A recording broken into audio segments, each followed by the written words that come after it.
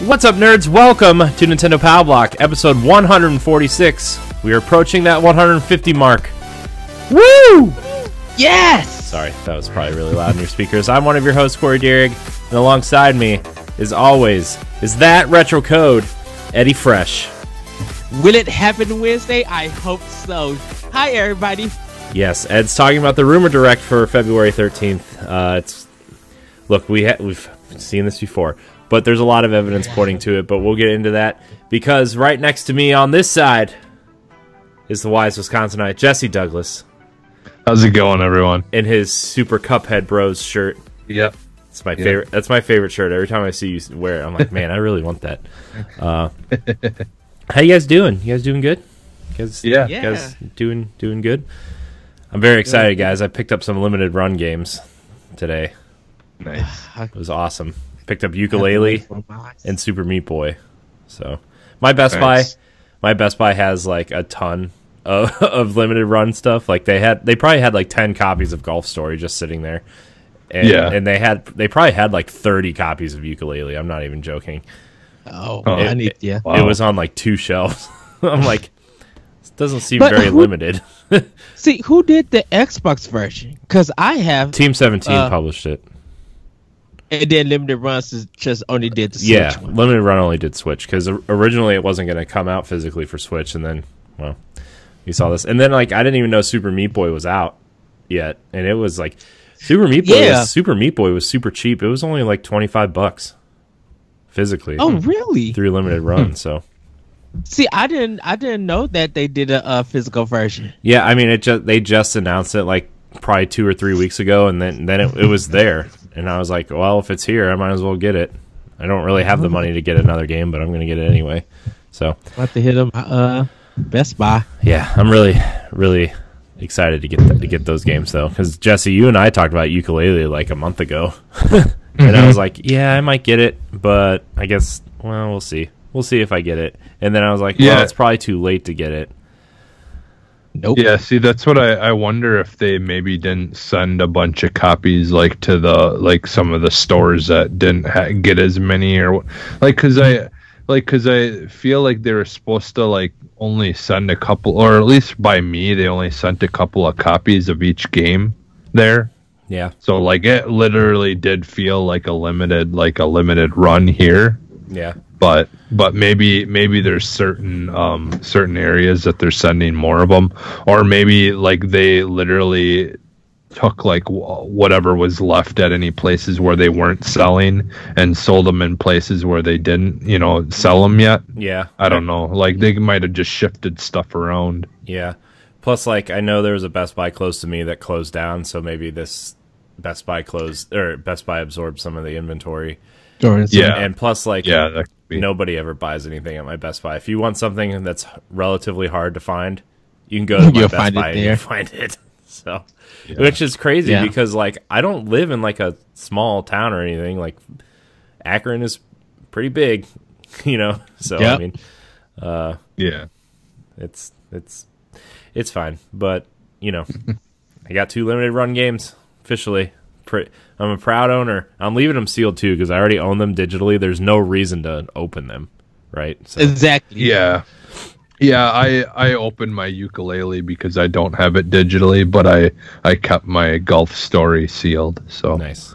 I mean, I think in the long run, Golf Story will probably be worth a little bit more than the Ukulele one. But oh yeah. The only thing is, though, is Best Buy has their own covers, so they're still not going to be worth nearly as much as the actual limited run covers. Yeah, I don't think there's... is kind of a bummer. But I don't think there's... they're individually numbered for the Best Buy ones either, because I was looking... Unless it's on the inside, but... I mean, I looked on the front and the back. There's no number. Yeah. So. The only number on them is what number release they were. Yeah, I believe. Yeah, that's interesting. I think there's going to be a lot more. They also had Undertale. I don't know if Undertale was a limited run game or not, but they also had Undertale. No, there. Undertale was Fan Gamer. Oh, okay. Because they had all the.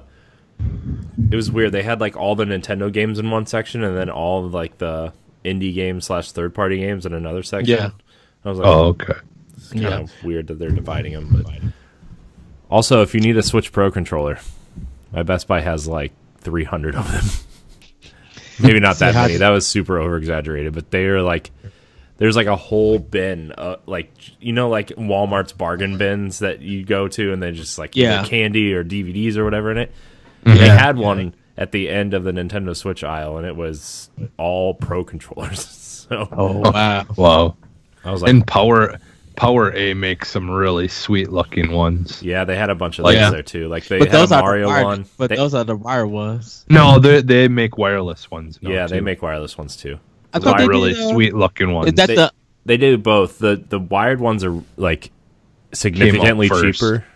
Yeah, but they also had the wireless GameCube controllers there, which I wanted one, but I was like, I'm gonna get ukulele instead because I already have 3 Pro controllers, and I'm trying to wean myself off of the GameCube controller for Smash because I'm like, we gotta let it go, guys. We gotta let it go. Even though I have the GameCube adapter and 2 GameCube controllers here because of the Wii U, like my Wii U's hooked up because I want to record some of the Link to the Past stuff, which I finally like turned on. I didn't play it, but I turned it on yesterday to make sure everything on my Wii U was like set up and everything. And sorry guys, I know this isn't why you're here to listen to us to talk about garbage stuff like this, but like I thought my Wii U like went offline again. I'm like, why does my Wii U look so weird? Because like it had the generic Mii's like around the different sections of the plaza, right? Yeah. And I'm like, oh yeah, they took Miiverse offline, so you're not going to see anybody else's Mii's here. I was like, right. So, but yeah, I was like, man, is my Wii U offline again? And then I checked to make sure all my Wii Virtual Console games were still there in Wii mode. I'm like, whew.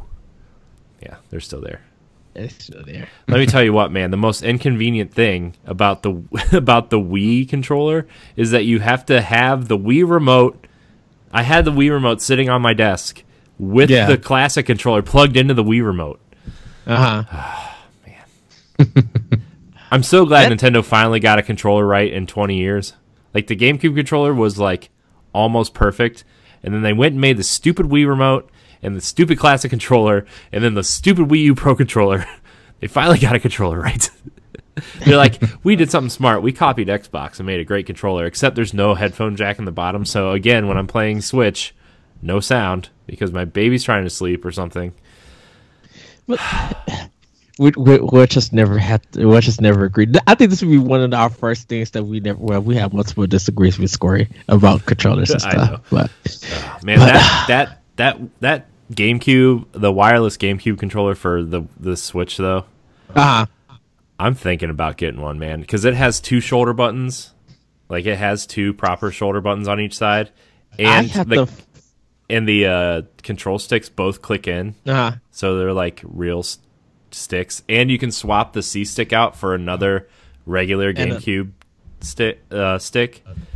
I'm probably gonna have to go to Best Buy because I haven't seen one at all. I didn't know I thought all of them were like just USB ones. Yeah, I mean they had the wireless one, they had the indigo one, and they had a black one. So at Best Buy. So I mean, depending on certain things, I might go back and get one. They should have just made it. They should have just made the wireless ones the Wavebirds. Do you know how much of a fight that would be? You know what's funny? Wavebirds are actually relatively inexpensive. Like, I mean, they're still expensive, but they're not as expensive as I thought. Like, if you go on eBay or Amazon or something, they're still only like $40 or $45, which is like not bad considering a Wii U Pro controller right now is $150. So, I think I just sold mine like a year and a half, 2 years ago. With my the rest of my GameCube stuff. So I had given a whole bunch of my GameCube stuff to my nephews, and then but I kept some things. But Wii U. Man, let me tell you what though. I found my collection of GameCube games at my parents. Like I keep bringing them back here into my apartment and then taking them back to my parents' house for storage because like I always forget that I don't have any room in my apartment, because like I used to have this big, huge game room, and now I'm like relegated to this little tiny corner in the living room because of the baby. And like I'm like, man, I need to get my GameCube over here and start doing some CubeCast recording stuff. And then I'm like, where am I going to put this stuff? Yeah. But I did find my Fire Emblem GameCube. Man, dude, that game, like, I was like, because Ed, you told me it was like a collector's thing, and I knew it was like relatively hard to find. Used copies of that game are going for like almost $200. Yes. What? Dude, it's for arguably the worst Fire Emblem game. It was such a collectible because it was at a time that Nintendo was still doing limited Fire Emblem games here in America. I bought it at GameStop for $24.99 used on. You can see it on the sticker. I'm like, good thing I picked this up when I did, I guess. And don't forget because people was knocking GameCube for it being too kiddie and stuff, and I was just like, y'all need to get these games. Did you play Fire Emblem on the GameCube? I didn't. It was hard to find. I mean, you could have just stopped it was hard because it was really hard. Also, I never really played strategy games before, so that might have had something to do with it. Also, I have the Wii version of Fire Emblem I didn't know I had, so all right. I was like, I totally forgot the Wii version of Fire Emblem even came out. Because they're like direct, like, I think the Fire Emblem, for the Wii version, I think is a prequel to the GameCube version. I think so, yeah. Because the Wii version is Path of Radiance, and then the GameCube version is Radiant Dawn. And I'm pretty sure the Wii version is a prequel. So, also, did you know that 2 Battalion Wars games came out for GameCube and Wii? Yeah. Did not. Yes. Forgot about that too. I'm like, oh man, Advance Wars came to GameCube and Wii. That's awesome. They were, and then they said they were very average. Yeah, well, they weren't as good as the DS ones. Yeah, well, in Game Boy Advance too, but. That's it, right? That did come from Game Boy. That's why it's called Advance Wars, Ed, because it came to a Game Boy Advance. But it was Battalion Wars. But they didn't call it Advanced Wars, Battalion Wars for GameCube. No, they just called it Battalion Wars. Wars. But then like Battalion Wars 2, it had 2 little eyes because it came to Wii. I was like, that's clever. That's classic Nintendo. Also, so are they gonna make Switch Wars? I hope so. I mean, talk about the success of Wargroove. They might be rethinking this after Fire Emblem, right? So. You're right. But also, fun fact, Advance Wars on DS was called Dual Strike, which are the first 2 letters of DS, by the way. Dual Strike, DS. Awesome. Man, fun facts. Fun facts with Nintendo Power Block, everybody. Let's get into some of this housekeeping so we can talk about what we've been playing. So, our March giveaway is well underway. Remember, you are given a chance to win the digital version of Yoshi's Crafted World for Nintendo Switch. The rules are simple. Subscribe to our YouTube page, then hop on over to our Facebook group, facebook.com/groups/Nintendo Power Block, and post your screen cap along with your favorite Nintendo memory. That's it. You've entered. Now, I wanna address some people that have emailed us and said that they do not have Facebook, and I'm like, you're a liar. Everybody has Facebook. You are a liar. I'm just kidding. So if you do not have a Facebook, you can also follow us on Twitter at Nintendo_PBlock and tweet at us your favorite Nintendo memory along with a screen cap as well. So we're adjusting some of the rules there. Just because I mean, I guess Facebook, is quote unquote for old people is what I've heard through some snarky emails.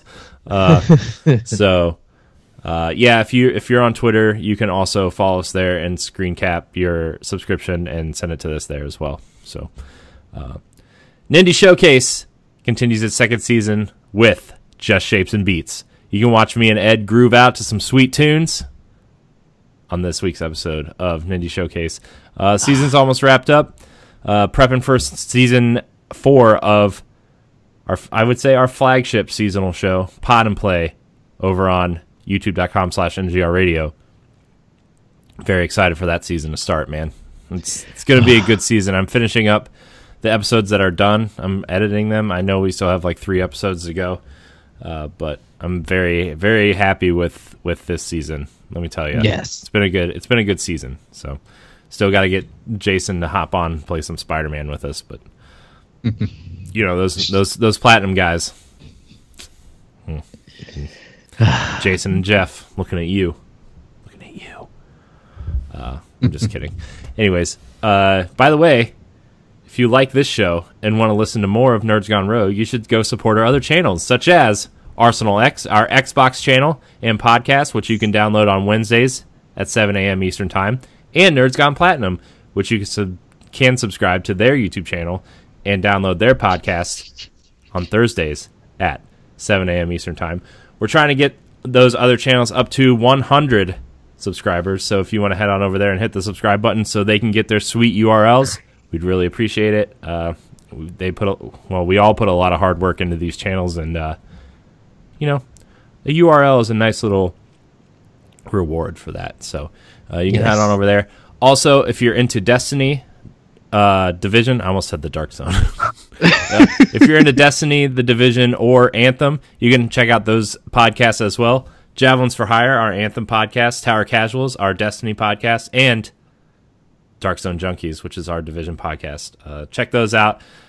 Our Anthem show's gaining some traction, Jesse. I'm pretty excited. I don't know if you looked at the subscriber numbers, but it's no, I haven't. It's almost to 50. So, nice. Yeah. So also for Javelins for Hire, we're giving away a copy of Anthem on your system of choice. So if you want to head on over there and check that out, check out those giveaway details as well. Also, one last bit of housekeeping before we get into what we've been playing. As you may or may not know, Kinda Funny is holding an up-and-comer YouTuber and podcaster program, which they will fly out some YouTubers or podcasters out there to do content with them for a week. So if you want to nominate us or any of Nerds Gone Rogue's hosts or anything, you can go over to kindafunny.com/up-and-comer and nominate us if you would like. If not, no big deal. But, you know, I think it would be cool if, you know, Nerds Gone Rogue got some representation on their shows. I think it would be really cool to, you know, experience that. Yes. Yeah. So I think that'd be cool. So if you want to head on over there and nominate us, that'd be cool. Cool stuff. Also, you can catch all of our content on our website at ngrradio.com, which I need to renew the the URL because it expires in 6 days. Ooh.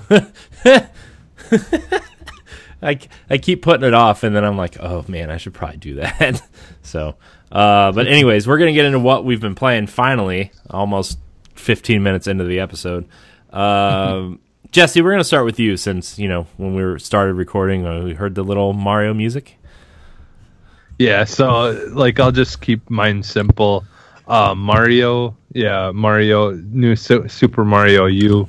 I've been playing that, and then I was playing it on Xbox, but it's also on the Switch. But I've been playing Away, and what is a Journey to the Unknown or something like that? Journey to the Unexpected.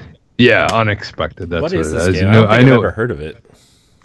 It was, I believe, during E3 that we seen it for the first time, right? It's like a first-person role-playing game where your goal is like to make friends, and then your friends help you out and explore more of the world.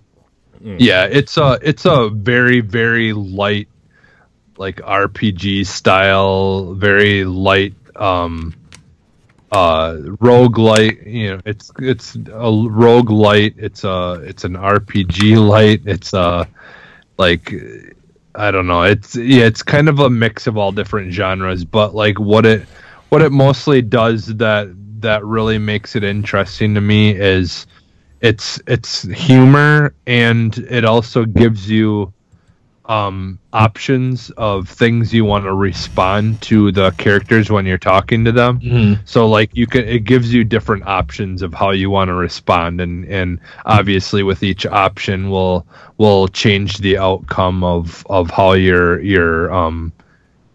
chat with it your relationship with the person ends up and stuff like that.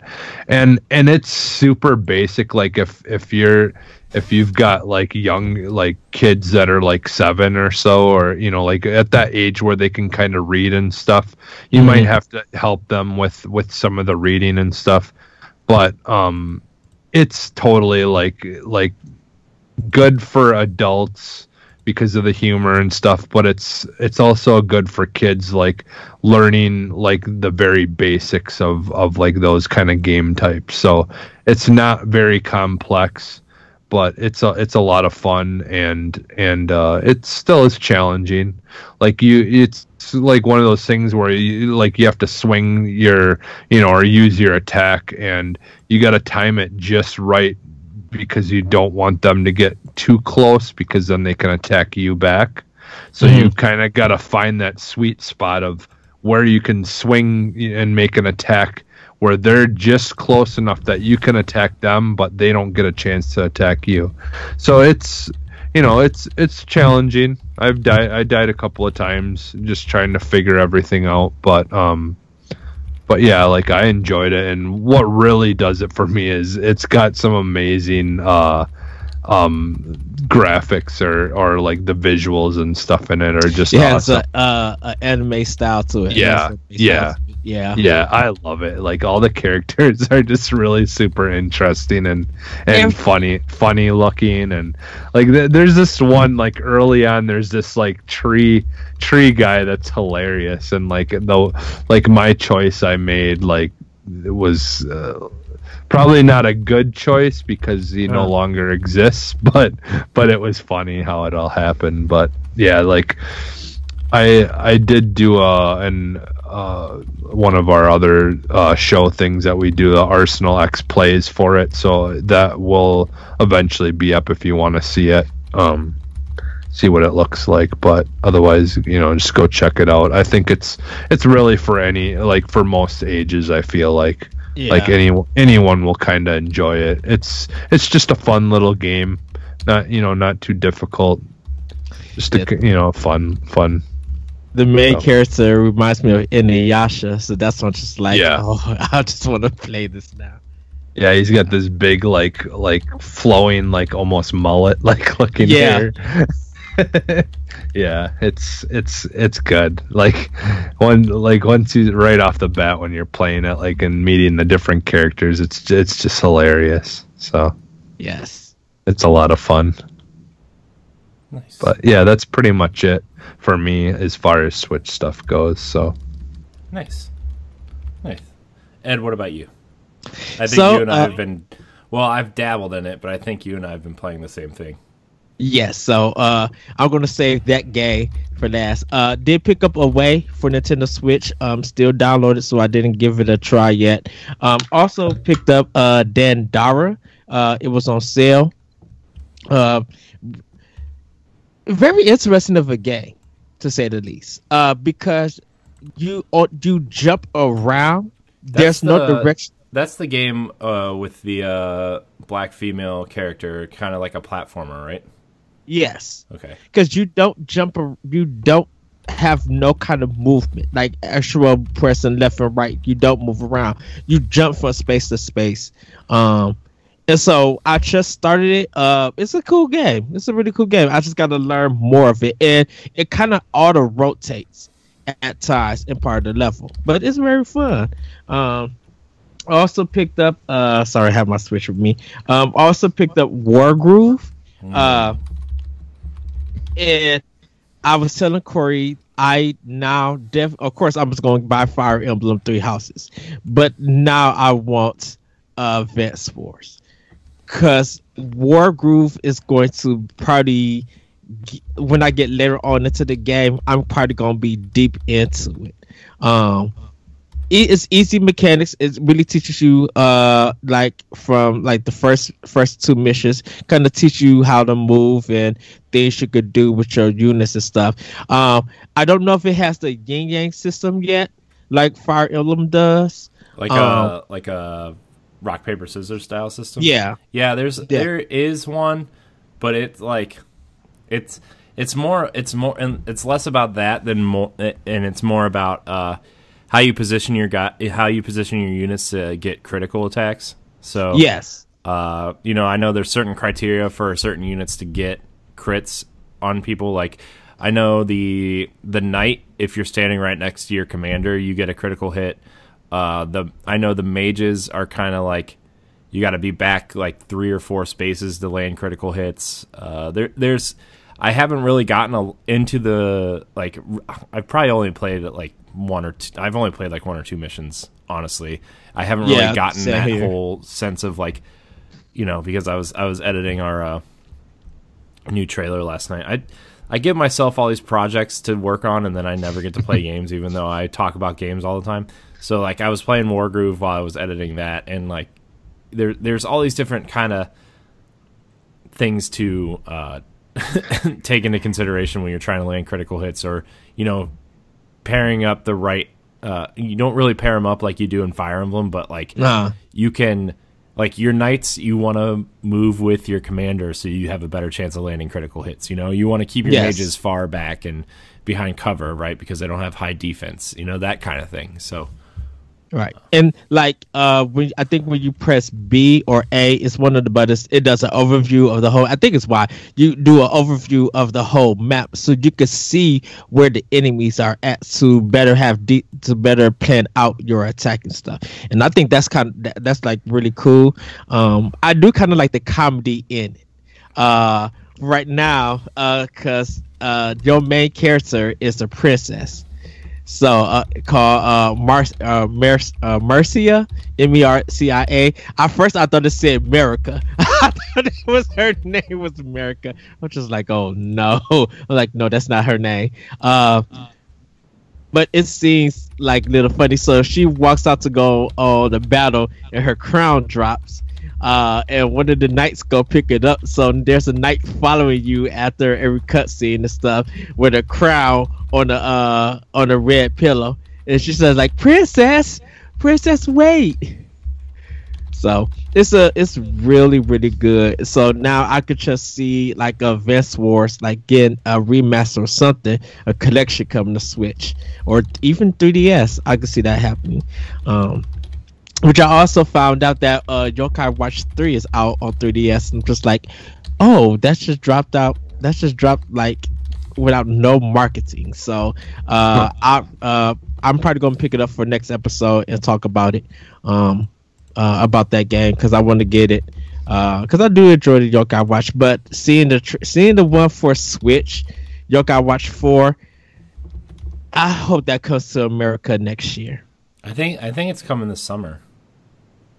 Oh, really? Yeah, I think they said it was going to come this summer. I remember hearing something about it. I don't know if it. I can't remember what version it was, but I think Yokai Watch is coming out in the summer. Yeah, I wonder with that show, even like I wonder how popular it is here still. It's like it's still popular. You just don't see a lot of the toys in certain areas. Because I know it was big when I was at Toys, and then I don't know if Target sells it or anything. But if there's some stores who do carry it, maybe Walmart. Well, when I was at Best Buy earlier, they have like little plushies and stuff, because they have a pretty big 3DS section for Yokai Watch still. So they had because my son loved that show, so I mean I know he liked it, but yeah. So when I seen the preview of it of Yokai Watch 4, like the Japanese preview, I was just like, level 5, because they did Ni no Kuni 2. Also, I was just like, I could see how they incorporate some of that gameplay, some ideas into the new Yokai Watch, because that Yokai Watch for Switch looks amazing. I'm like, I need to buy this. I literally want to import it, because I think it's out, but I'm not sure yet. But I would import that game if I could. Yeah. I mean, like, I think the way that game looks is really gonna. I think it might influence Pokemon, what Pokemon looks like on the Switch a little bit, because that game looks really good. Yes. Yeah. So. Ooh, I could see level 5 doing Pokemon's animation or graphics. Well, I mean, I didn't mean level 5 doing Pokemon. I just meant like, you know, I'm sure the Pokemon team has looked at this version of the game and was like, man, this game looks great. We need to kind of like, because over there, you know, Yokai Watch it's not as big as Pokemon, but it's still pretty big over there. So yeah, yes, you know, I'm sure they want to cater to that audience as well and be like, well, if this game looks better and plays better and has cooler mechanics, like maybe we should take a look at this and try to up our game a little bit, you know? Yeah. Thing I'm interested in is I believe it's the next Dragon Ball Z game that's going to be made. It's going to be the RPG. Yeah, that it's going to be made by the people who do the Naruto games. So that should be really interesting. Oh, for Bandai Namco. Yeah, it's the team that does the Naruto games. Yeah, that kind of brought more popularity to that kind of game type. That one is going to be interesting because I don't know if they're going to go for traditional or if it's going to be almost like the Naruto games, like going into battle. If it's going or like an action-packed battle game, because I could see it being an action RPG. Yeah, I think the way they do the Naruto games would suit that very well, because I mean, you know, most of the show is about like fighting for the most part. You know, they could do it the same kind of way. Just don't have that camera. Yes, that camera is something else. So that's pretty much and you know, of course, when you guys watch AX tomorrow, you guys hear what we've been playing for the other consoles and stuff. But yeah, Wargroove is really good. Still playing Fire Emblem Heroes. Fire Emblem Warriors. They keep saying Heroes, and I get in my tail kick, dude. Because I think that's probably the one problem with Warriors is that they put up too many objections on it, and while you're trying to fight through one objection, if you're doing single player, you can't go and do the other one. But I think it encourages you to switch different characters to go handle those objections. And I keep forgetting to do that. I keep being with my one player because that's what I did with like Hyrule Warriors. Is that I stuck with that main character, and because you don't really switch, you try to hit as many areas that you can. But with Fire Emblem, since they put out many fighters that you could choose from, you need to switch constantly to handle those situations or to get to a certain place to travel. So I know I just need to get back and do that. Nice. Anything else you've been playing, Ed? Rocket Melee 2. I am 70% done with that game. I still got to get I got to get one more relic. And I think there's still some secrets and powers that I need to pick up. But I'm thinking I'm gonna try to go in 100% this on Switch, because it's really fun, and goodness gracious, it's still funny. So yeah, that's pretty much what I've been playing. And then I'll be lining up my stuff and trying to get back to Xenoblade Chronicles 2. That's my main before I get to Harvest Moon and Mega Man 11 and Octopath. I need to start beating more Switch games than buying them. It's the Xbox and PS4 problems that I buy all these games and don't beat them until like a year after they come out. Make a rule where you got to beat 2 to buy 1.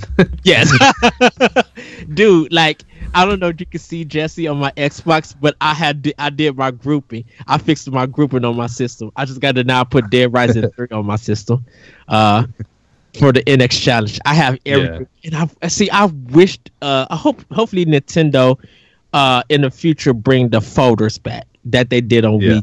Because I would love to do folders things on Switch. It would make my organization and gaming so easier. Yeah, it was amazing. Such a small change that Xbox made to that menu, but it worked really well. So yeah, dude, I'm now paying attention to that group thing, and it helps so much. man, did you see the Guacamelee 1-2 Punch edition that comes with both games? Oh, I see. It's getting physical, right? Well, it's weird because I don't think it's coming with cartridges. I think it's just a box with download codes for 1 and 2 in it, and then a bunch of extra stuff like a code for the soundtrack. But I'm pretty sure. Oh, well, hold on a second. I gotta. Or is it maybe like everything else where you get one of them on the like you get two on the thing and you get the first one as a download? I don't know. I thought I read that they were getting download codes for both games, but in the picture there's a cartridge. And in the description it says comes with a cartridge. So maybe like it's just one of those things where like, hey, you get download codes for the game. But I don't know. We'll see. It comes out on May 28th, though. So yeah, we'll see. Oh, and everybody, if you have a Switch, Guacamelee 2 Deluxe Edition or something like that, it's like $17.99 on sale. It's a really good deal. I think it's the full game with the DLC, but it's not a bad price. Yeah, I think it's only $40 for both.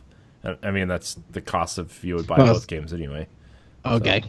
Well, I think the first one's 15, but I mean, there's the physical tax, I guess. So, but it's cool because it comes with both soundtracks and some art things and whatever. So, yeah, soundtrack is really good in that game. So, but what about you, Corey? What you been playing? Well, like I said earlier, I dabbled in Wargroove a little bit. That's a cool game. I think by the time this episode goes up, there'll be a quick look on youtube.com/Nintendo Power Block and NGRradio.com. Plug.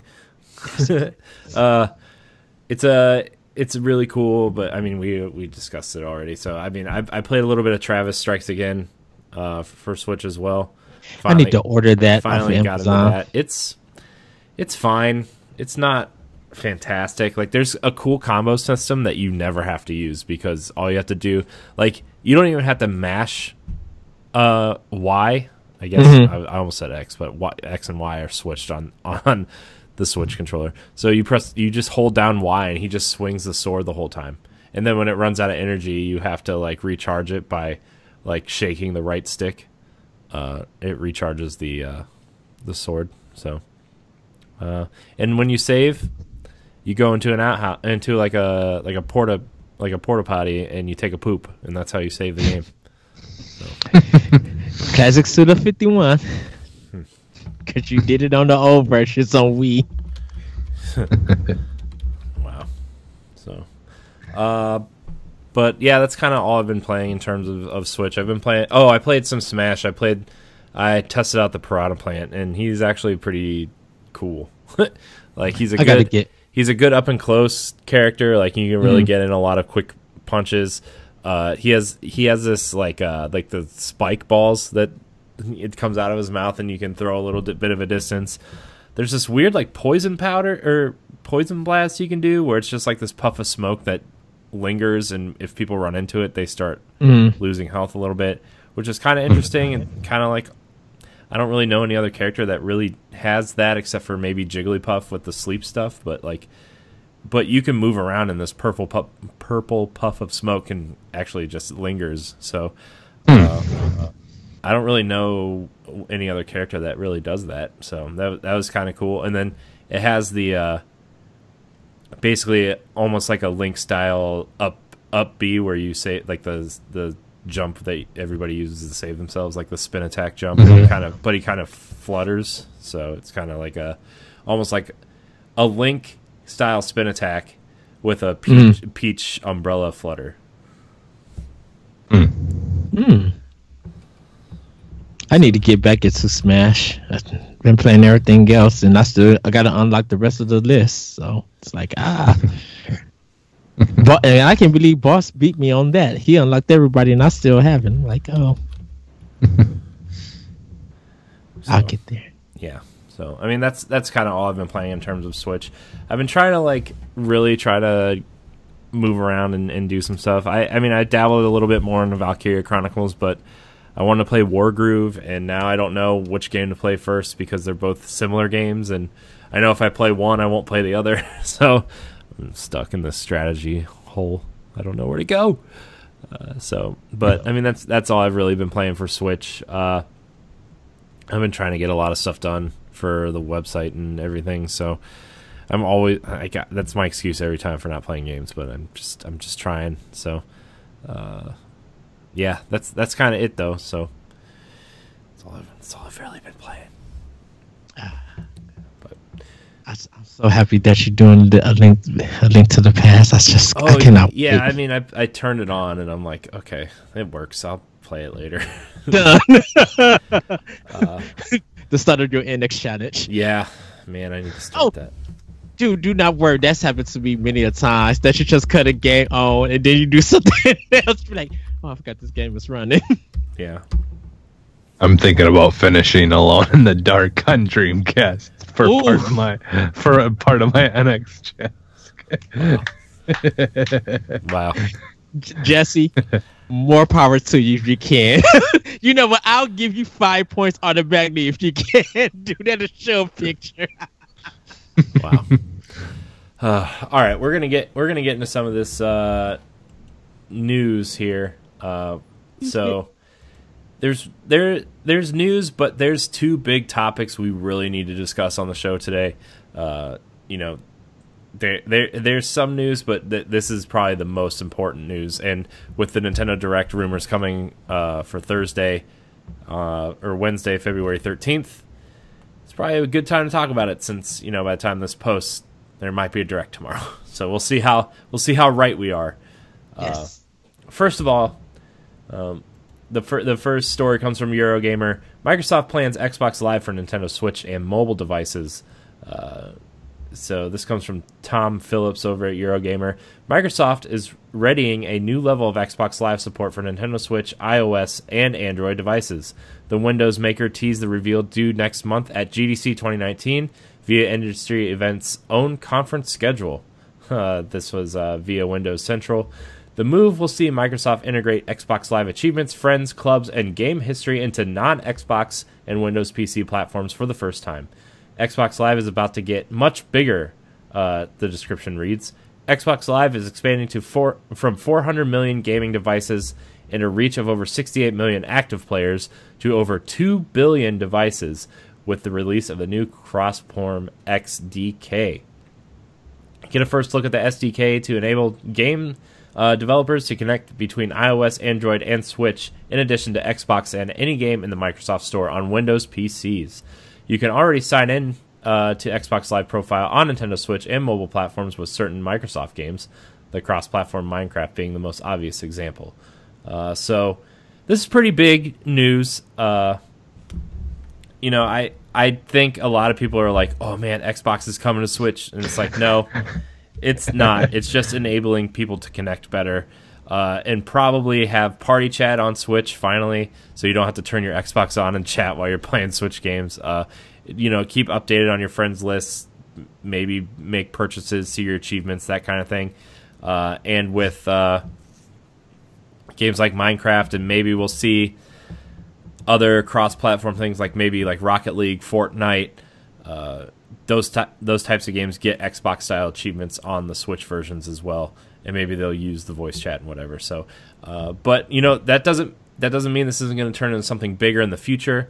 This doesn't mean we may not see something like Rare Replay or Cuphead on Switch at some point. But as of right now, to manage expectations so we can be hyped later when it really is announced, it seems like it's just an app coming to Switch, to basically the phone app that we are using right now. So, what I think it will end up being, if it did become anything more, I don't think we'll get the actual games on the Switch technically. Like, you will be, but it's going to be once they move over to that streaming service that they're talking about offering. Like, you'd be able to stream Xbox games and play them using your Switch. I think that's the closest that it would get to ever having actual Xbox games on the Switch at this point. I mean, they might still release like digitally, but But I think that's going to be the more of the direction that they would end up going, just because they plan on that working on phones and all that stuff anyways. So, well, I think that is true. I think they still could bring still could bring Game Pass.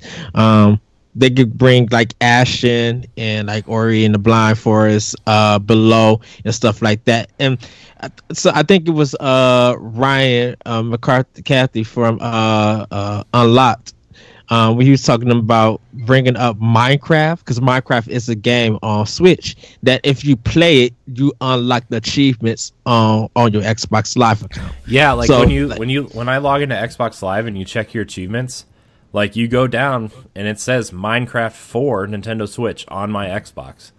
So yeah.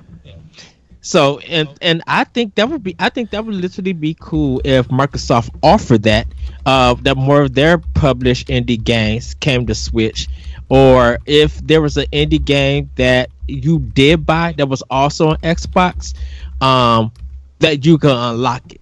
Like you gonna unlock the achievements. So it might be like me and you, Jesse, playing Away. Like if I'm liking stuff, if I'm playing stuff on Away and I have Xbox Live on my Switch, it'll start unlocking stuff on it. So when let's say you want to compare to see where my progress is at, you see that even though I don't own the game on Xbox, those achievements are connected to it and they're unlocked. I think that would be cool. Another thing and it just hit me like yesterday, I was thinking, I'm like, what if later on, using the cloud thing that you mentioned, Jesse, you can use Xbox controllers on Switch? Like it might be technically not be able to happen, but I'm like, if Microsoft and Nintendo could work to get the adapter controller to work on the Switch, why not do the Xbox One controller? Well, it's literally like all you'd need is an app for you to be able to use the Xbox controller with the Switch now, because there's an app I use on my phone. I think it's called Octopus, where you can basically you download that app on your Android or Apple phone, and then it hijacks basically your Bluetooth, and it allows you to hook up and remap buttons of your Xbox controller to your Android phone. So that's what I was using actually to play PUBG or Fortnite on your phone. You can actually use an Xbox controller to play it. So and you know, and I think Microsoft is technical enough to do something like that. And if Nintendo is, I know Nintendo's just like, well, you know, for the Xbox games, you guys could do that. You know, like, so if they do put Ashen, you still could use the Nintendo controllers that you want. But if you got to have an Xbox Live account, you are able to use this controller, but only for this game. You can't use the Xbox One controller for Smash or nothing like that. You know, I think that would be cool. I think the controller situation going live with this Xbox Live app coming to Switch, I think that would be so beneficial, because that's more sales. To me, controller-wise, that's more sales for Microsoft. Yeah. And I would love to play Ashen on my Pro controller.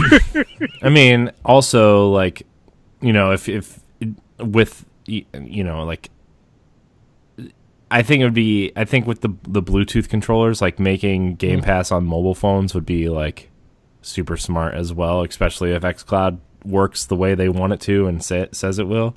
You know, like playing it on my Switch would be way better, you know, like through xCloud or even downloading certain games. But like with what Microsoft is building in terms of services and Xbox Live and Game Pass and xCloud, and like once you merge all these features together, they're going to have some sort of platform that's unrivaled in the industry. You know, I mean, Nintendo will always have their first party stuff and be innovative and stuff, and Sony is kind of like in their own little subsection of whatever they're doing over there, you know. But like Microsoft is, you know, we've seen it in the last couple of years. They've been in this phase where they want to unite gamers, whatever platform you're playing on, and like this seems like another step in that direction. So eventually, when Scarlet comes out, or you know, I want the streaming box, or I want the hardcore box, or I just want to download the app, or you know, I want to stream these games to my phone while I'm on the bus or whatever. You know, the transition would be easy. They're making it way easier for people to connect via Xbox, and you know, putting it on the Switch I think is a smart idea. Plus something that I know we will probably talk about on Arsenal X later, but like putting Xbox Live on Nintendo platforms benefits both companies. You know, I mean, Nintendo, I think putting Xbox on Nintendo system and whatever this eventually might become, you know, will draw the hardcore crowd over a little bit more, and then putting Xbox on a Nintendo system benefits Microsoft in the Japanese market. Which they've never had a foothold over there. You know, they've never ever had a foothold over there. And so, you know, getting Xbox Live on a Nintendo platform will introduce more Japanese gamers to Xbox, and then they'll be like, "Oh, well, this is interesting. How do I what is this? What games can I play on Xbox?" And then, you know, it benefits both parties. And so plus like it benefits a lot of indie games, a lot of third-party games as well that appear on both platforms. You know, Wargroove has cross-platform play, Rocket League, Fortnite, Minecraft, like in whatever else decides to use this, you know, because this is an open platform for them too, for like indies and third-party games can implement this stuff in there as well. So plus with that, the other, you know, light news story with that, with I forget what the company's called, but they have a development kit for voice chat and text chat on Switch too. And you know, it's already available. It's what Fortnite is using for their chat. And so like if that's already implemented into other games, like if you can cross-platform chat on Switch as well with Xbox, with your friends list on Xbox, you know how big that's going to be? Like if I'm sitting on the couch playing my Switch, watching, you know, catching up on something on Netflix, and Jesse's playing Apex Legends on his Xbox, and I see that he's on, I can chat with him without turning my Xbox party stuff on, you know, without having my controller plugged into my Xbox because it's dying because I never plug it in, and then having my headset plugged into my Xbox controller while I'm watching YouTube and playing Switch. That's so many unnecessary, more complicated steps that you're going to need. And so like I really think implementing Xbox Live is going to be such a huge factor for the gaming side of things.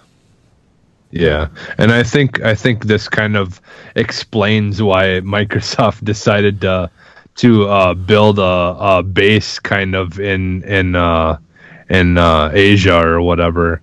I wonder if they kind of like had all these things kind of going on, and they want to have people there close to Japan that can work with you know everything to make sure that people are satisfied with the way things are going when they start, you know, putting this kind of stuff on the Switch, and to kind of have people there to listen to what those people, you know, there want, and really make them feel included, you know, so you know Microsoft does have a little bit more of a, you know, a notice there.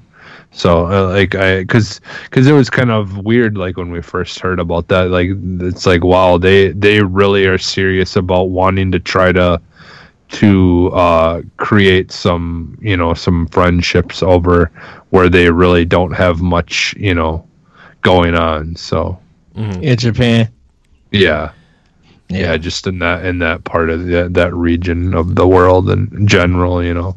Yeah. So I mean, Xbox Live on Switch, we'll have more to report on that soon. But this is a huge deal. I think it's a bigger deal than most people realize. So and I'm going to try to watch the talk if they do a streaming for GDC. I'm going to try to watch it to get more info, because I'm excited to see what they're going to talk about at GDC with this. Yeah. All right, let's move on to our next story here. This is the even bigger rumor story that's been floating around the internet the last probably 3 or 4 days or so. Emily Rogers is a known leaker for Nintendo games. She's been doing it for years. She, leaked Pikmin 3 on the Wii U. She's done all kinds of... If you don't know who she is, you should follow her on Twitter, and you should look up her history, because she's done so many predictions. She also predicted that there wouldn't be a January Direct, and guess what? We didn't get one. So, yeah. Anyways, this message comes from IGN. Emily Rogers has kind of let me start over here. She's given us the leak of, well, it's not really a leak, but it's more of a her insider information from Nintendo has indicated that there are 11 to 12 first-party projects coming this year to Nintendo Switch. To be fair, a lot of them are either Wii U ports or eShop games, and there's at least one Nintendo Labo project in there. So that was the other thing I was trying to tell you guys in the chat, but I couldn't remember what it was. Of course, it's Labo, the one thing probably their biggest initiative outside of the Switch itself right now. So this was posted. Indeed, 5 is the floor minimum, not the ceiling. The ceiling could be as high as 11 or 12. It's difficult to give an exact number because any game can be pushed back to 2020 for marketing or scheduling reasons. Let me try to explain this better. The most likely Nintendo published game announcements for 2019, 70% chance or higher.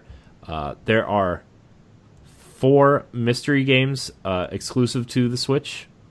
And by the way, these aren't counting what's already been announced. So Animal Crossing, Fire Emblem, Luigi's Mansion, Pokemon, Bayonetta 3, and what was the other one? Let's see, Yoshi's Crafted World. They don't count these titles. So 4 mystery games exclusive to the Switch, 1 Wii U port, which is another 2013 title, which could be Wonderful 101, Pikmin 3. There's something else that came up that was big that year too, but I don't really remember right now. Sorry, I came ill prepared.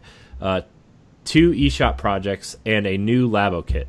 So those are the 8 things that have a 70% chance or higher coming out this year. The maybe games for 2019, the wild card titles, 50% chance or less coming out this year, maybe pushed into early next year. Retro Studios secret game, assuming it wasn't canceled, which everybody, I think it's that Star Fox game. That Star Fox Grand Prix. So that Metroid Prime Trilogy, assuming Imran Khan's info is correct, and Mystery Wii U port number 2. So there are your 11 games right there. Also, the 12th game could also possibly be a Wii U port, which we didn't even include the Ultimate Alliance 3. Yeah, that's it. Yeah, that doesn't include that either. So I have a question. Would the Wind Waker HD fit under the 20 eShop? No, I think it would fit under Wii U port. Yeah, but it came out later though. I think 2014 or 15, the HD one. Whatever Grand Theft Auto 5 came out. It was 2013. I believe a month after. It was Wind Waker HD release date. February 20th, 2013 was Wind Waker HD's release date. Okay. So could possibly be that, which would be great, especially if they want to start pushing Zelda out faster. I know they said they wanted to get more Zelda titles on the Switch. So look, Wind Waker needs to be on a system people are buying. Sorry, but it does. I mean, it's stuck on the 2 worst-selling Nintendo consoles of all time. So, not that they're bad consoles, they're just the worst-selling ones. I want to call them worst-selling. I'll call them low-selling. They're the worst-selling. They're at the bottom. They're nuzzled right up next to Virtual Boy, Ed. So, that's why I say low-selling. I'm going to be nice with my Nintendo consoles, so I would say low-selling. The Wii U port that's rumored to be being pushed out into 2020 is Super Mario 3D World. So, I mean, that makes sense. You wouldn't want to release 2 Mario games in the same year, pretty much. Yeah. So, yeah. 2 ports at that. Yeah, 2 ports. Yeah, you are correct. Although, you know, we could use some Mario Golf. That would be a Mario game. I would take a second Mario game. I would take this year. We could wait on that. We could have an announcement, but we could wait on that. Ed, is it because golf is a white sport? No, it's just that even though the best golfer in the world is not white at all, so pretty much. It's just that I want a different sports game. I want that volleyball sports game. Nobody wants volleyball. Nobody wants that Mario wrestling volleyball game. Oh, I want that so bad. I read that. All right, so for those who don't know, there was a game. I think it was being prototyped for GameCube. It was, and it never came out. But it was a Mario volleyball game, but also implemented wrestling into the game. So it was like this really weird mix of volleyball and wrestling. I don't know how that happens or what you do, but that's, yeah. At that time, it was a little bit too much because I think that's how Super Strikers came out. I think. Man, Super Strikers. I would like another Super Strikers game too. And that one, I would think it would come out. Mario Golf is going to come out for Switch because of the Joy-Cons. That's a given. Yeah. They'll be crazy not to bring that game to Switch and bring it out. Mm-hmm. I just don't want it out yet. I want all these other games, and then I wouldn't mind Mario Bowling either. I'm telling you, dude, Wii Sports HD just needs to come out. Just make Wii Sports HD. But I think it would be fun to actually have a Mario Bowling, like where you have like all the characters can do all the goofy like their reactions and stuff after you either like miss a spare or like get a strike, or like have where they do different animations for certain things. Can I get a superpower that would make me play as Mario, grab a Wario and throw him down and get a strike as a superpower? Like a special move. Wow. So, man, 5 unannounced Switch games for the next year or so.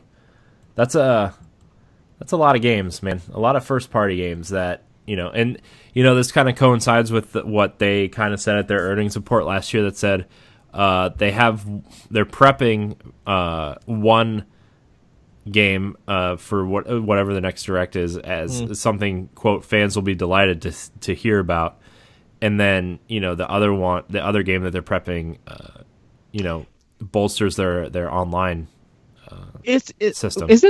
Is it level 5 doing like a RPG for Switch? It was like Junktown or something like that? I don't know. I know the Pokemon Company is doing Town, or not Pokemon. Game Freak is doing Town. Game Freak. That's it. Okay. Game Freak is doing Town, which is it's a working title, but where it's an RPG that takes place in one town.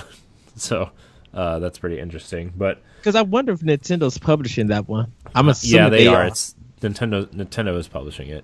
Okay. So then we'll probably see something. Hopefully we'll probably that's E3, but we'll probably see something this direct for it. Yeah.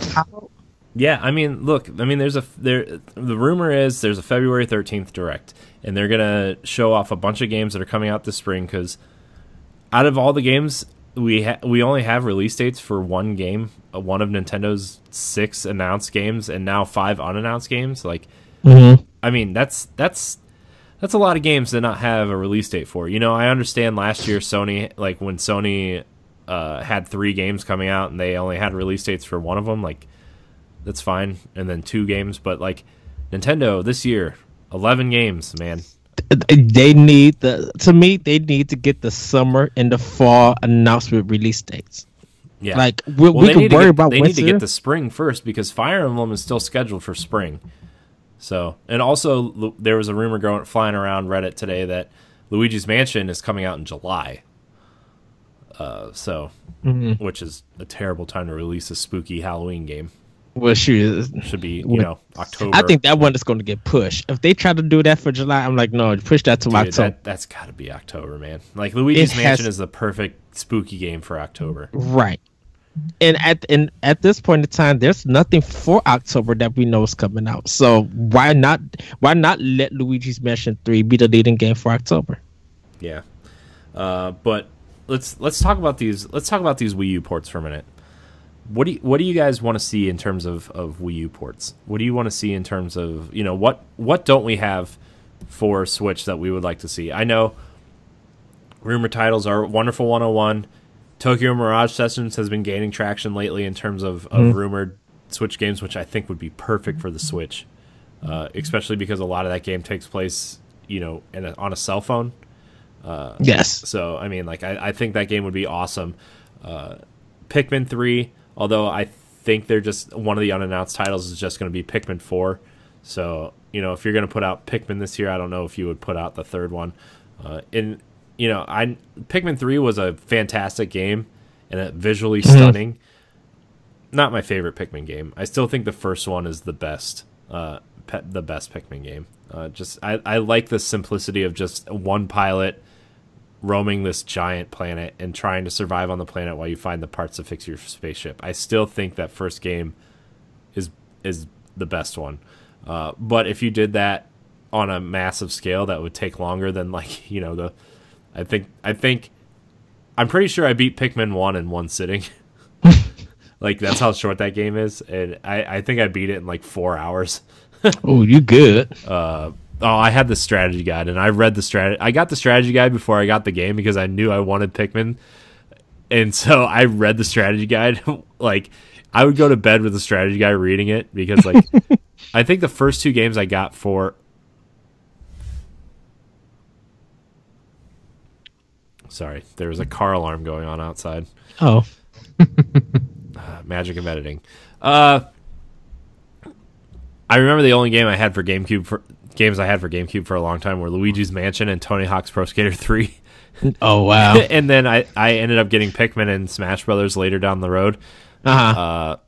But I got the Pikmin strategy guide before I got the game, and so I would sit there and read it and okay, and then I would go on GameFAQs or IGN before it was this mega site. It was just tips and codes and stuff, and try to figure out the fastest way to beat it, the perfect, because you could beat the game.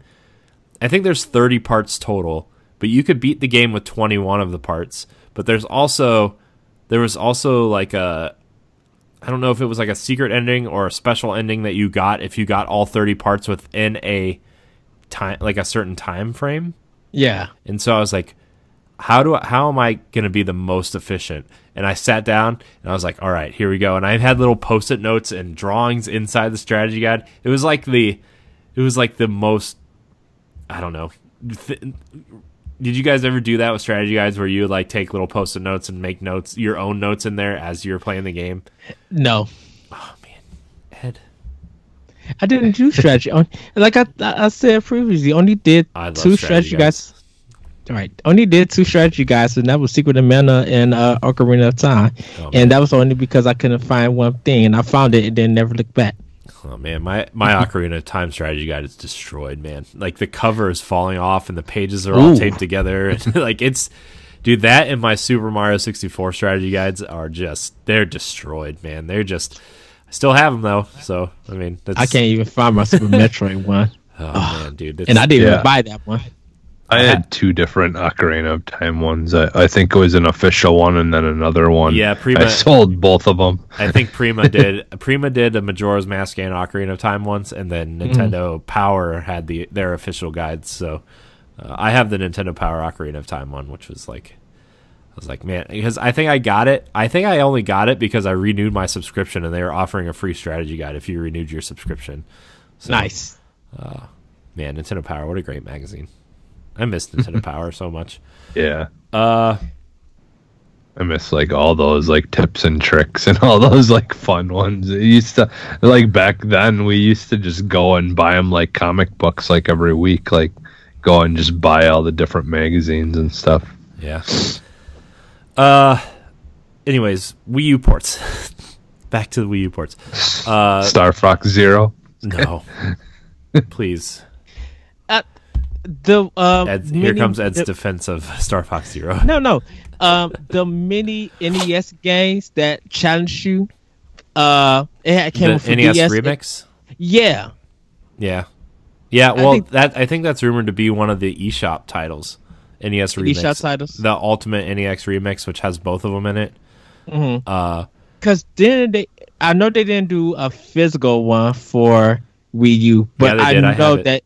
Oh, they did. Yeah, it has both of them in it. It's the NES remix double pack or something. Yeah, they ended up bringing it out physically, and then they made the Ultimate one for 3DS. For 3DS. Okay, so that's the one I was thinking. As of like they have that Wii U port version, and maybe you know what they could do that as the Wii U port, and then do part 3 for eShop game. Yeah, I mean they could. I still think that like the NES remix stuff is going to be their eShop stuff first. I think they're just going to put it on the eShop to see how it does. What is the square? What is the? Would you play as the white cube one? Box Boy. There is a rumor that the Box Boy trilogy is coming as a triple pack. Dude, that needs to be on Switch physical. Dude, Box Boy is amazing. Have you ever played Box Boy, Jesse? I didn't. I didn't. Gosh, you're missing out, man. It's just all you do is like solve puzzles by creating little boxes.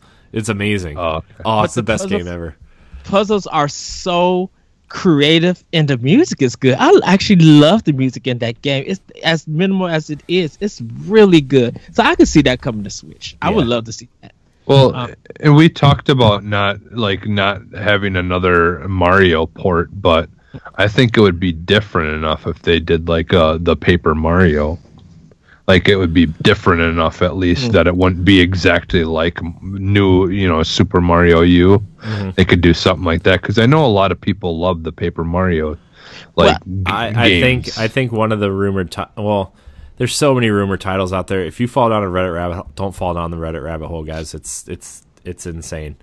But one of the rumored titles for a long time has been Paper Mario and the Thousand Year Door HD. And that's what It was rumored for Wii U for a long time, and then we ended up getting Color Splash instead, which wasn't bad. It wasn't a terrible Paper Mario game, but I think people really want the RPG stuff to come back for Paper Mario. Which, I mean, they kind of split that. They kind of split that into Mario and Luigi, though. Those games are amazing too, by the way. The Mario and Luigi games. I can see that being one of the unannounced games coming to Switch. But I would love Color Splash also to come to Switch, and that might just be me. I wonder if these Wii U ports are going to be like testing grounds for a sequel to these games. Like I wonder if like they have a sequel in the works. Like if they just release it to garner some attention for a sequel. Like I know Wonderful 101 is a huge rumor. Platinum's been teasing that for over a year. Yeah. Because they want to make a sequel to that game. And I know Nintendo publishes that. So, I mean, they could be teasing that as a Wii U port.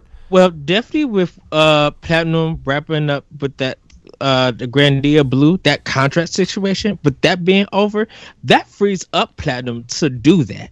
So I think that's a possibility that we may see that on Switch, but it's probably going to be something down, maybe an announcement next year or end of the year direct.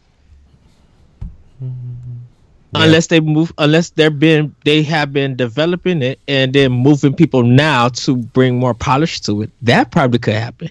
Yeah. Man, I don't know, man. There's so many things. I'm just like, my brain is like running a million miles a minute right now trying to think of things that they could be. Now, granted, let's take into consideration here, though, that not all of these games are going to be announced at the next Direct, right? I think they said 2 new games will probably be announced at the next Direct. We'll probably see Nintendo Land 2. Oh, jeez. But that might end up being like 1-2 Switch. Oh, go ahead, Jesse. I was gonna say, what about with the success of the Super Mario the 3D game? Like, what if they were to do like the Galaxy, like or like those collection? type of like or bring something like that like back just because the new one did so well for them. people have been wanting the Galaxy both games to be packed to come to Switch, but I think Odyssey has kind of ruined it in a sense because of how great Odyssey is. Going back to the Galaxy games, it'd be a good stopgap. I don't. Yeah. Here's the thing. I think if they were to do that, the thing is with Wii ports, like, and the reason why I think we haven't seen Metroid Prime Trilogy yet is because like everybody kind of forgets that the Wii wasn't an HD console, and upgrading those assets to HD, which I know Galaxy and Galaxy 2 have already been upgraded to HD because of the Chinese Nvidia Shield market that Nintendo's kind of testing the games in. They have a bunch of Wii games on that thing, which, you know, full controller support and everything. I'm actually really jealous.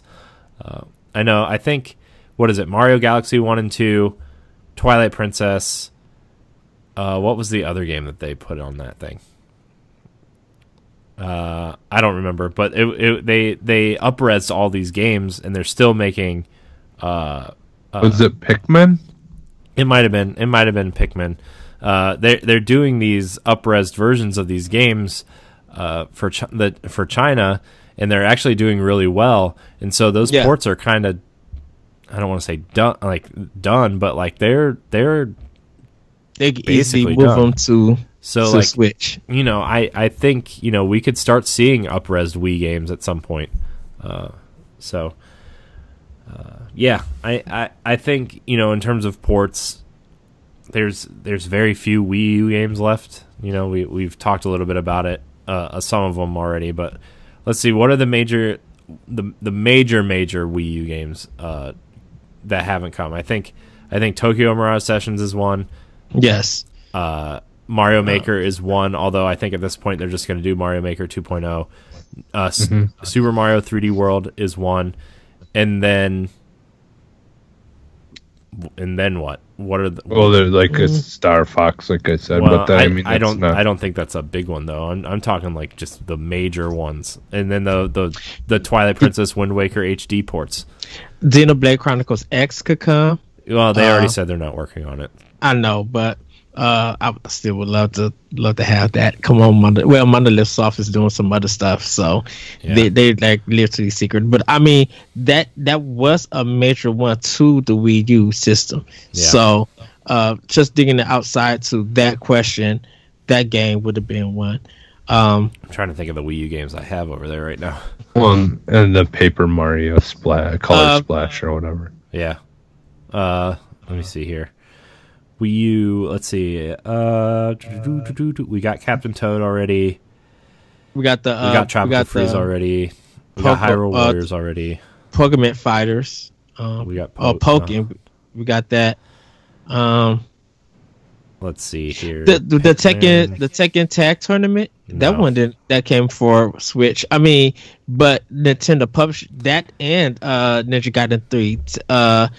Nintendo published, but those games were on the Wii U. They just haven't been brought back to. They haven't been brought or announced for Switch. Well, Tekken Tag's on the other consoles already, and Tekken 7 is out already. So I mean, I don't think they would go backwards for that. But they could probably put something Tekken Tag related on and add Nintendo characters. If I think. I think because of Ultimate Alliance that they're working on, they wouldn't be. Plus, they said if they were going to port a Tekken game to the Switch, it would be 7. It just depends on what the response from the audience is for it. So it has. The Tekken 7 came out right. Yeah, it got really good reception. So okay, because their DLC characters are a little questionable, but. Yeah, because like Tekken 7 and Soul Calibur 6, they came out and they've been silent for a while. Tekken 7 has gotten a ton of. Tekken 7 is way bigger than Soul Calibur. It is, but people continuing to talk about them since their release. The last time the people talked about them were because of the DLC characters. Not many people have been talking about Tekken 7 like they are talking about Smash. No, well, I mean, it's not the same type of game. I mean, it's not the same type of thing, but if you're a big game with a big reception, people will continue to talk about you. And the talk about Tekken 7 has just been kind of non-existent. Well, now, I mean, it's sold 4 million units, so somebody's buying it. Somebody's buying it, but that's the one that a lot of people were talking about for the longest time, and I still or is it that one, or what's the one with the creative character? Soul Calibur 6. Soul Calibur, yeah, that's the one that I've heard the most talk about. Like, just people talking about that and just like creating characters. I still see new footage of people playing that and stuff all the time too. Right, we're gonna steer back into this into the topic, because like, I don't think anybody listening to the show really cares about Tekken and Soul Calibur. but for Wii U games, that's for Tekken Tag. That was why I mentioned that. Yeah. So the last topic we're going to kind of talk about is the 5 mystery Switch exclusive games. What they could possibly be. What are they going to show us? What are these games going to be?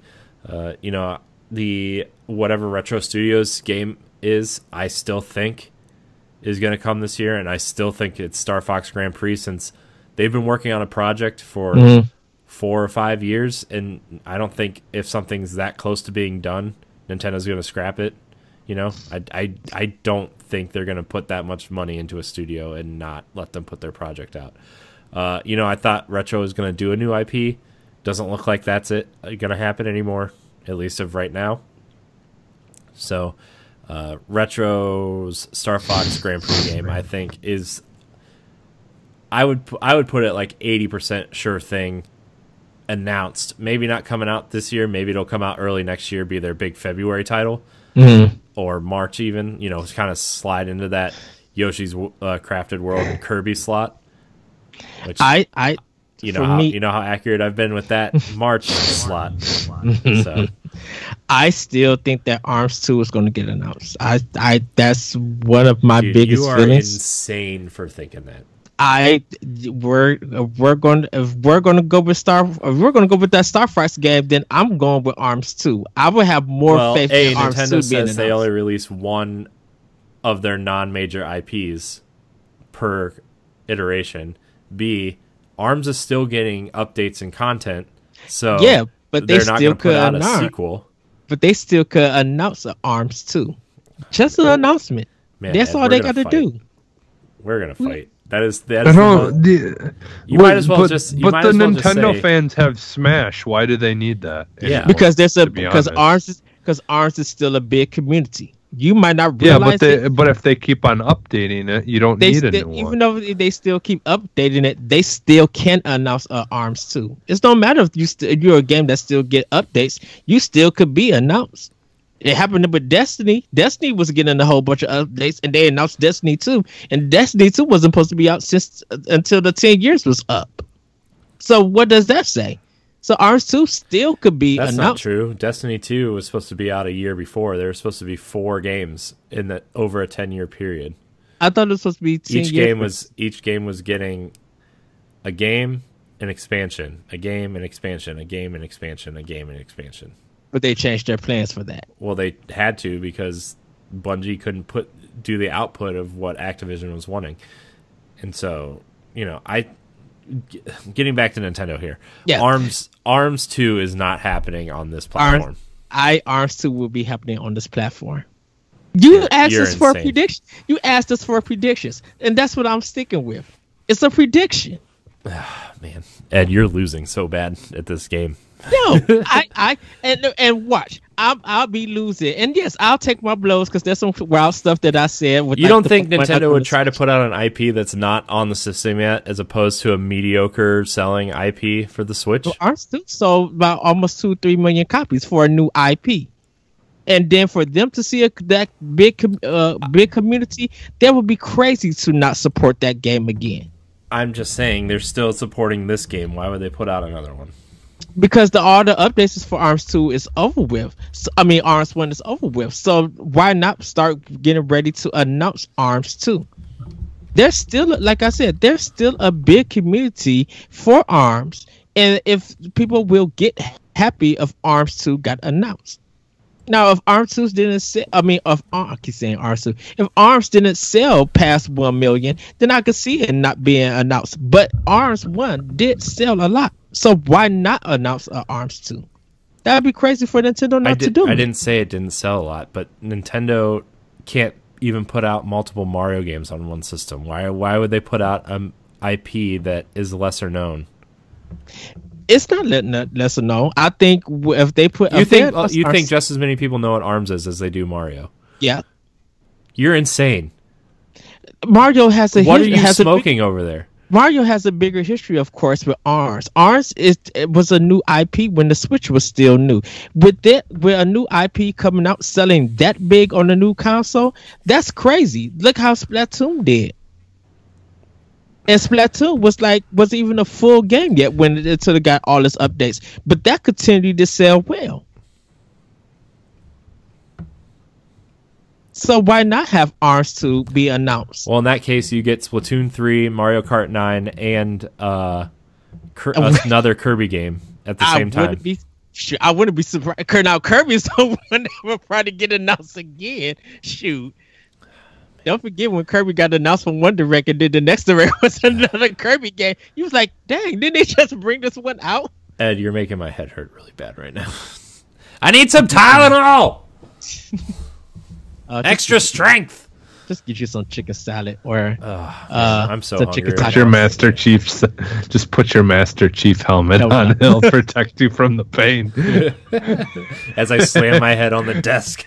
But if ARMS 2 did get announced, y'all two owe me an apology. I'm just gonna say that if it does. I mean, I'm just saying ARMS 2 will come out on whatever the next Switch device is, or the next Nintendo device is. I think ARMS 2 will not come out in the next 4 years. I think ARMS 2 will be announced for Switch. It might not come out. It might come out in next year, but it's going to get announced. And I think at this not E3. I think a possibility for this direct, it can be announced.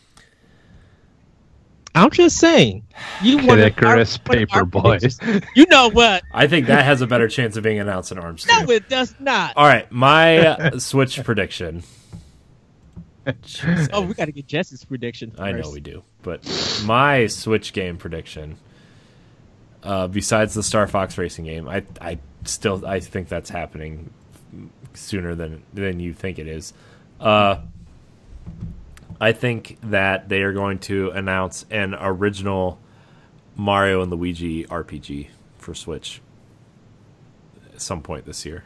I can see that. The last major one was Paper Jam in 2016, I think. And, their side team has kind of been porting the GBA and DS games up to the 3DS. So, I mean, I could see it. I want that really bad because those games are hilarious. Was Paper Jam after the Dream one? Yeah. Yeah, it was, let's see, it was Mario and Luigi Superstar Saga. Then it was Partners in Time was the first DS game. Bowser's Inside Story was the second DS game. Dream Team, then Paper Jam, where they kind of mashed Paper Mario in with it. So, okay, because I thought Paper Mario was because they mixed they made a Paper Mario both game. Of them. Well, they made a Paper Mario game for 3DS as well. Sticker Star or whatever. Sticker Star is the one, but Paper Jam is the mix of both of them. That's right. Yeah. Okay. So, I mean, I could really see a new Mario and Luigi game. Although I still think that would not do well in like a fall situation. I think they would push that. I think that would be like where the Mario U came out this year. I think that would be where like a Mario and Luigi game would kind of sit well. So, I want one of those games really bad, though, by the way. I almost, when I went and got Ukulele and then the Super Meat Boy today, I almost got the Bowser's Inside Story for 3DS. But, I still need to get it.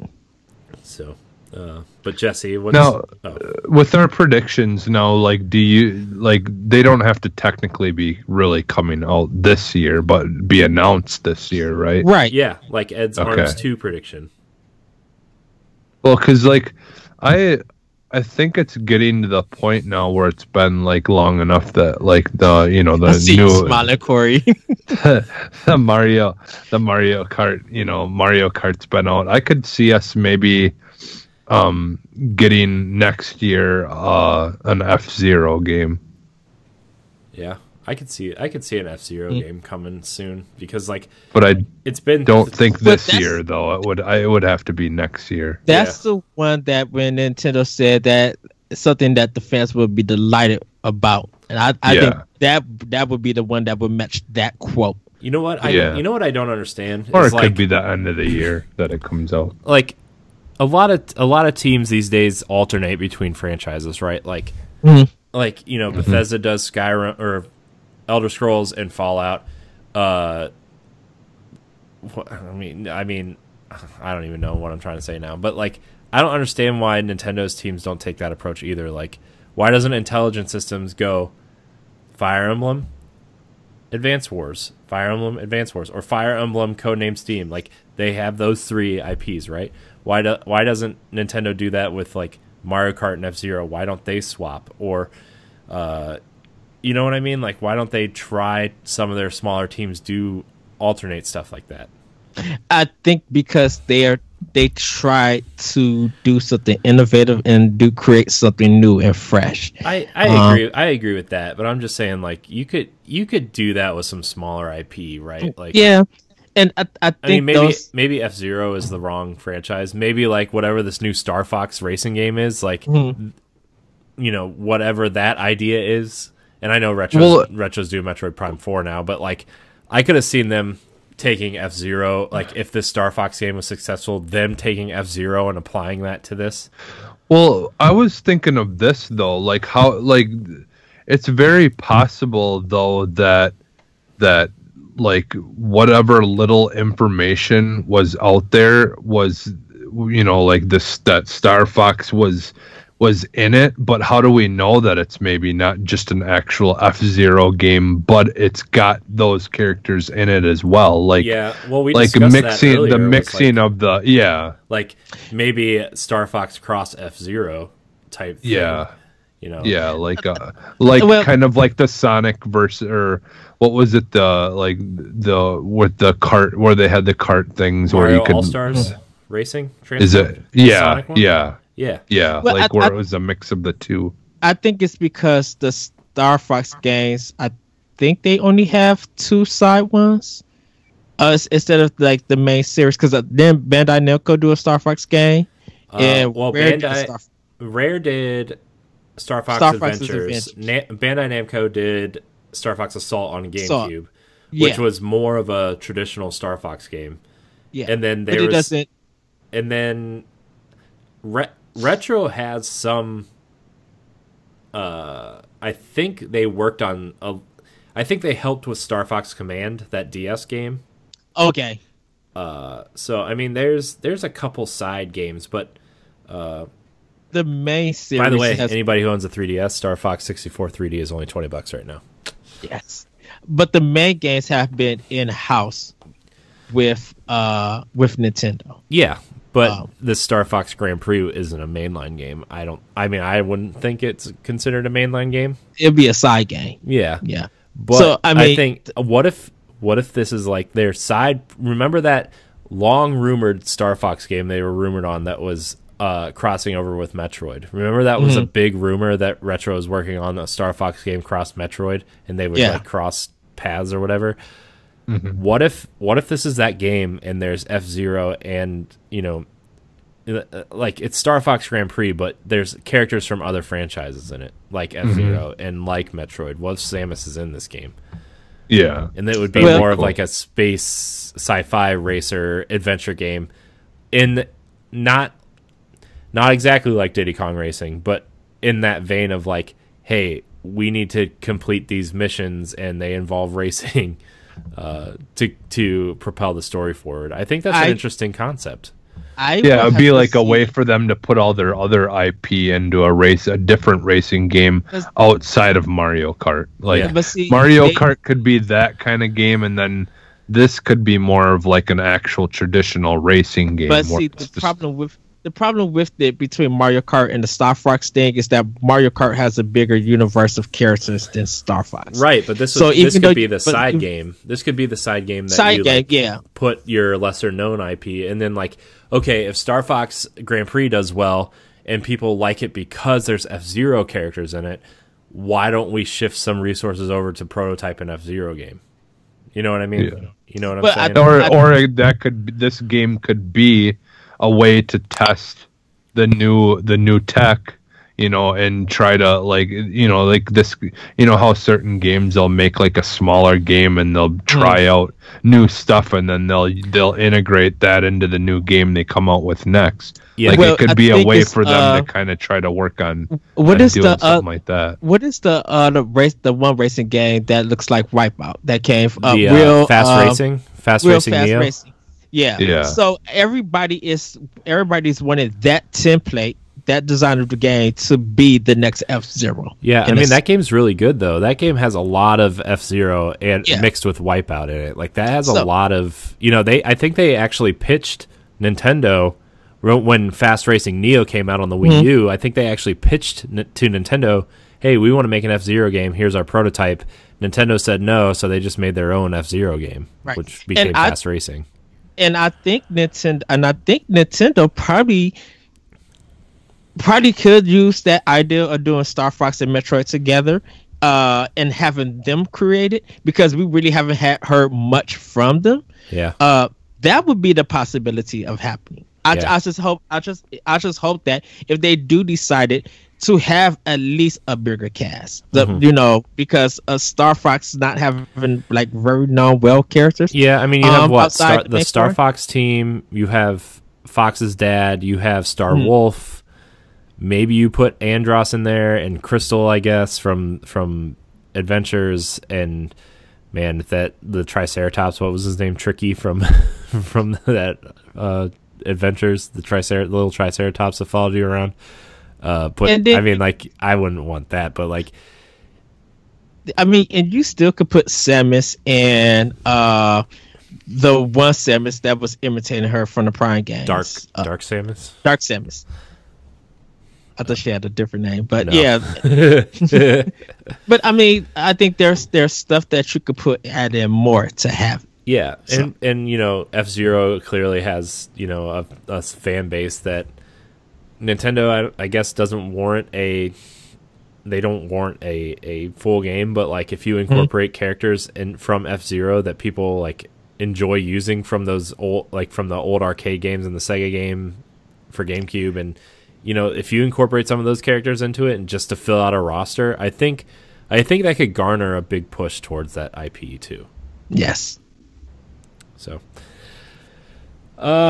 any final thoughts? We've been running kind of long, and we're gonna skip question block for today because just because we're gonna skip it. So if my R2 get announced, hopefully Jesse and Corey will send me apologies or chicken sandwiches. I'll take. Nope. It was Jesse. I gotta ask you something when we get off before you go. When we get off the show, it's food related, and I don't know if you've seen it yet. But I'm excited for this direct if it happens on the 13th. Of course, I'm going to be watching Japan's. I'm also going to be watching Europe's, because I think there's going to be different games announced, and I kind of want to see what every territory is getting. So if it does happen on Wednesday, I am definitely excited. I kind of wish it was happening on Thursday, because that would be my Valentine's Day gift from Nintendo to us. Oh, man, I really hope this is happening. I mean, man, you said you're off on Wednesday, Ed? Unfortunately, it's next Wednesday on the 18th. I thought I looked at it. Yeah. Fail. But I guess I'm going to have to do this by myself. This direct recap by myself. Oh no, you will not. I bet I will.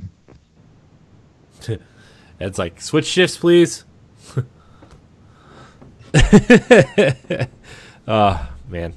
And I know the person I could talk to get my switch change, so something might be able to be worked out. Any final thoughts, Jesse, from your point of view? Just no. Okay. I'm good. I'm good. We're good. I think 2019 is going to be a pretty big year for Switch. It seems like I mean, I still think Mario Maker 2.0 gets announced at some point this year to be kind of like a secondary tentpole title for them. I think we get. I'm not even ready for April yet. I know April's, dude. I was looking at like the list of games coming out for April. I really hope Nintendo doesn't have anything coming out in April because everybody else sure does. Exactly. We have Darksiders, Shovel Knight, Final Fantasy X-10-2, Final Fantasy 12, Dragon's Dogma, Mortal Kombat 11, and there's something else big coming out in April too. But that's 7 games for Switch coming out in April. That's like, whoa, man, that's a lot. Also, Final Fantasy VII is in the most recent Nintendo Switch commercial, so that release could be imminent as well. So, I mean, I think whenever the direct is, Final Fantasy VII is going to be the game that they say that's available. You can buy the game on your Switch as soon as the direct is over. I think it's going to be one of those types of announcements. So, and I will be downloading it. I'll wait for 9. I'm just kidding. I'll play 7. I'm agreeing with you. I play 7 a lot of crap, but like I'll play it because I think I need to give that game another fair chance. To be honest with you, I haven't played it in like 18 years or so. So, I played it on PS when I got my PS2. In Final Fantasy 9, I played through Final Fantasy 9 and immediately bought 7 and 8. And I played 8 before I played 7. And then I played 7 and I was like, why do I have to press circle to advance instead of X? And I was like, I'm done. Just kidding. So, but anyway, I will give that game its fair shake. I promise everybody. Don't worry. I will give it my fair shake. So I agree with you, Corey. I want 9 quick than over 7. Yeah. So anyways, we're going to wrap up this episode since we've been going for an hour and 45 minutes. I did not realize we were going that long. So I want to thank everybody for watching. Remember, you can find Nintendo Power Block on youtube.com/Nintendo Power Block. You can find all of our content there as well as ngrradio.com. You can download the podcast on your podcast service of choice on Tuesdays at 7 a.m. Eastern Time. I almost forgot what day this show came out. We are approaching episode 150. Very excited for that show to happen. Hopefully there's something big to talk about that day, or it's just going to be a really boring episode 150.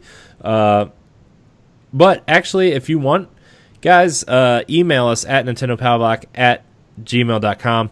And maybe for episode 150, if there's nothing big, we'll have a giant question block episode, and we'll just, answer fan questions and do something like that. We'll celebrate the fans for that episode. So, get us your questions for that. Remember to enter our giveaway, sub and enter, and go to our Facebook group or Twitter and post your sub screenshot there and tell us your favorite Nintendo memory. Follow us on Twitter and Instagram at Nintendo_PBlock. Also, quick looks of Travis Strikes Again and Wargroove will be up on the site as soon as this episode posts, hopefully. So check those out as well. Is there anything I'm forgetting? I don't think so. Ed, where can we find you? You guys can find me on Twitter at ThatRetroCode, and you can check out Optional Pingin on SoundCloud, iTunes, TuneIn, and Google Play. 2 new episodes will be dropping Wednesday and Friday, so you guys will be able to check that out. And also check out ngrradio.com for my latest blog. This one is going to probably surprise everybody, and I am getting ready to do the Crackdown 3 review once the game comes out, so you guys will be able to check that out also. Nice. Jesse, where can we find you? You can find me on Twitter at PhantomMaggot_AX. Nice. Nice. Sorry, Matt sent me this picture in our chat, and it's I'll tell you guys later. You can find me at CoreyNHD713 on Twitter. You can find me at CoreyNHD on Instagram and Twitch. I've been streaming a lot more lately, which is pretty fun. Except I was streaming with Jesse the other night, and I was like falling asleep while we were streaming The Division. Not gonna lie to you, Jesse. During the end of that mission, I was like really dozing off. But yeah, you can find me there. You can find me on Nerds Gone Rogue podcast, as well as Arsenal X and various other podcasts on the network. Go to ngrradio.com/subscribe if you want to subscribe to a specific show and don't know where to find us. Go there, and that's a nice, easy way. Links everywhere. Good time. So thank you guys for watching. Like, subscribe, and share. Click that bell. Subscribe to our other channels. Help us reach 100 on those channels. And until next time, we love you. Bye, everybody. Woohoo!